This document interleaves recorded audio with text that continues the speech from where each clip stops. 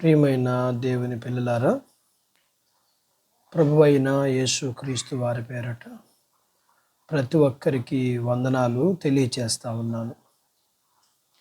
ప్రభువు పేరట మీ అందరికీ శుభం కలుగునుగాక. ఈ ఉదయకాలం పరిశుద్ధ గ్రంథము నుండి దేవుని వాక్యాన్ని చదువుకుందాము. ఇర్మియా గ్రంథము 31వ అధ్యాయము 13వ వచనాన్ని చదువుతా ఉన్నాను. వారి దుఃఖమునకు ప్రతిగా సంతోషమిచ్చి వారిని ఆదరించేదను. విచారము కొట్టివేసి నేను వారికి ఆనందము కలగజేతును గనుక కన్యకలను యవ్వనులను వృద్ధులను కూడి నాట్యమందు సంతోషించెదరు. దేవుడు తన మాటలు మనందరి కొరకు దీవించునుగాక. ఆమేన్. ప్రియమైన దేవుని పిల్లలారా, మన జీవితంలో చాలా కారణాలు బట్టి మనం విచారం కలిగి ఉంటాం. అయితే దేవుడు మన విచారాలన్నిటినీ తీసివేసి సంతోషాన్ని ఇవ్వాలని కోరుకుంటున్నాడు. ఆయన దేవుడే కాదు, మన తండ్రి కూడా. అందుకు లేఖనములో ఆయన ఇలా అన్నాడు, ప్రయాసపడి భారం మోయుచున్న సమస్త జనులారా నా యొద్దకు రండి, నేను మీకు విశ్రాంతిని కలగజేతున్నాను.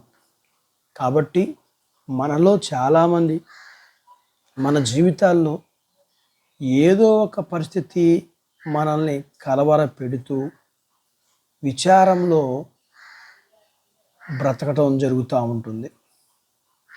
నేడు నీవు ఏ పరిస్థితిని బట్టి కలవరపడుచున్నావో, అయితే నీ విచారాన్ని నీలోనే ఉంచుకుంటే నీ జీవితం అంతా పాడైపోతుంది.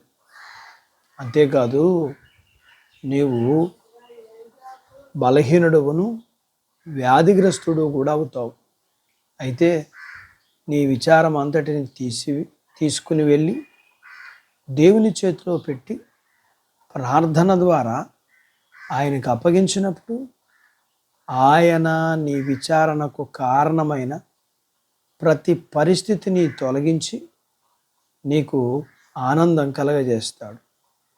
ఆయన ఒక వ్యక్తి జీవితంలో, అలాగే ఒక కుటుంబ జీవితంలో, ఆయన ఒక రాజ్యము కలిగిన ప్రజల జీవితాల్లో, అలాగే ఆయన రాజులు, సామంతులు, సామాన్యుల జీవితాల్లో ఉంచబడిన విచారాలు, కలవరాలు, కన్నీరులు తుడిచేవాడు. అందుకు లేఖనములో ఆయన ఇలా అన్నాడు, భూదిగంత నివాసులారా నా వైపు చూచి రక్షణ పొందుడి, నేనే దేవుడను అని, అలాగే నా యొద్ద రక్షణ దొరుకుతుంది అని, రక్షింపబడుటకు, విడుదల పొందుటకు ఇదే సమయం అని, దేవుడు నీ జీవితంలో ఆనందం కలగజేయాలని, అంటే దేవుని చేత విమోచింపబడాలని, అలాగే నీవు దేవుడిచ్చే ఆనందం పొందాలంటే నీవు దేవునికి విధేయుడై ఉండాలి. దేవుడిచ్చే ఆనందం పొందాలంటే నీవు దేవునికి ప్రార్థించేవాడవై ఉండాలి. అట్టి బాధ్యత దేవుడు మనకు దయచేయునుగాక. ఆమేన్. దేవుడు తన మాటలు మన కొరకు దీవించునుగాక. ఆమేన్. ప్రార్థించుకుందాం. మమ్మల్ని మిక్కిలిగా ప్రేమించిన మా ప్రియ పరలోకపు తండ్రి, మీ పరిశుద్ధ నామమును బట్టి మీకు వందనాలు. ఈ ఉదయకాలం మీ పాదాల యొద్ద మీ లేఖనాన్ని మేము నేర్చుకోవడానికి సహాయం చేస్తున్నారు. అందును బట్టి మీకు వందనాలు చెల్లిస్తూ ఉన్నాం. ప్రియుడా, మేము మా జీవితంలో మాకుండబడిన విచారాలు, సమస్యల చేత మేము ఉన్నప్పుడు మరి మేము మీకు ఎప్పుడైతే విధేయులం అవుతామో, అలాగే మీకు ప్రార్థిస్తామో, మా యొక్క విచారం అంతటిని తీసివేసి మాకు సంతోషాన్ని మీరు అనుగ్రహిస్తారు కదా.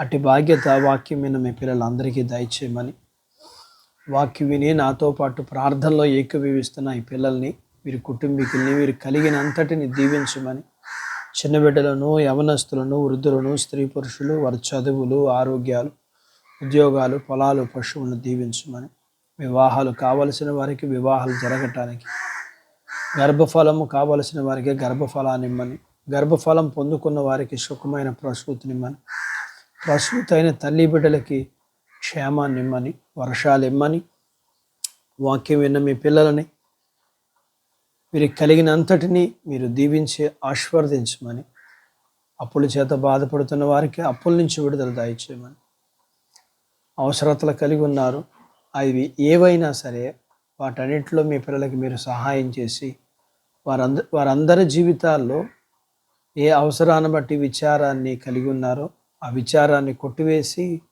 వారి అవసరతలు తీర్చి వారి జీవితాల్లో ఆనందాన్ని మీరు అనుగ్రహిస్తున్నందుకు మీకు కృతజ్ఞతాస్తుతులు, వందనాలు చెల్లిస్తూ యేసు ప్రభు వారి పేరట స్తుతించి ప్రార్థించి వేడుకుంటున్నాము తండ్రి. ఆమెన్. దేవుడు మిమ్మల్ని దీవించునుగాక. ఆమెన్.